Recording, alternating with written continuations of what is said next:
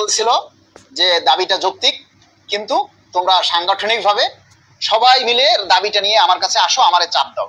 চাপ দাও মানে দাবিটা সবাই জোরালোভাবে তোলো। আমরা সেই অনুযায়ী সবাই অফিসের সকল কর্মচারী মিলে অফিসের বসের কাছে গেলাম, গিয়ে বললাম স্যার আমার এই দাবিটা আমাদেরকে বাস্তবায়ন করতে হবে।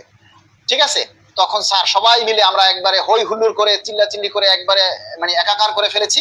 তখন স্যার আমাদের সেই দাবিটা মেনে নিয়েছে এবং উনি এটাই বুঝাইছে যে ওনার যদি ঊর্ধ্বতন কর্তৃপক্ষ কারো কাছে জবাবদিহি করতে হয় যেটা বাস্তবায়ন করলা কেন, তিনি বলবেন যে কর্মচারীদের দাবির মুখে, চাপের মুখে আমি বাস্তবায়ন করতে বাধ্য হয়েছি।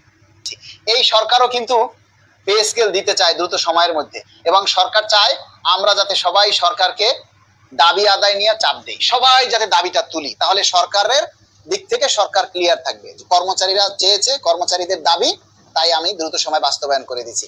আপনারা যদি এই জিনিসটা না বোঝে, মেজরিটি পার্সন যদি সব দাবিগুলো প্রচার না করি, তাহলে প্রসার ঘটবে না, আর ঊর্ধ্বতন তথা পে কমিশন পর্যন্ত পৌঁছাবে না। 100%, একবারে 100% না, 200% ঠিক কথা বলেছেন নূর ভাই। কারণ আপনারা দেখেন, যে সুবিধাটা 100 মানুষ ভোগ করবে, সেই সুবিধাটা কমপক্ষে 50 থেকে 60 জন মানুষকে দাবিটা তুলতে হবে, মানে মেজরিটি পার্সেন্টের দাবিটা তুলতে হবে।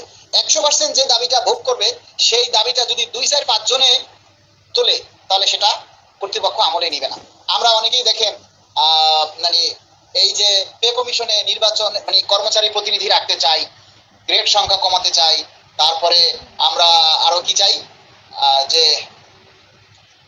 যে দাবিগুলি আমরা দেই, গুরুত্বপূর্ণ যে দাবি, গ্রেড সংখ্যা কমানো, তারপরে কর্মচারী প্রতিনিধি নিয়োগ, এই দাবিগুলি সহজ দাবি না। টিফিন ভাতা বাড়ানো এটা কোনো বিষয় না, কিন্তু গ্রেড সংখ্যা কমাইতে গেলে অনেক জটিলতা আছে, অনেক কিছু আপনাকে চেঞ্জ করতে হবে, পরিবর্তন করতে হবে। তো সেই গ্রেড সংখ্যা কমাতে গেলে 100 জন যদি সেই দাবিটা ভোগ করে, তাহলে কমপক্ষে 60 থেকে 70 জন মানুষকে, মানে মেজরিটি পার্সেন্টকে আপনার সেই দাবিটা তুলতে হবে, নচেত সে দাবি কখনো বাস্তবায়ন হবে না, সে দাবি কখনো সরকার আমলে নেবে না।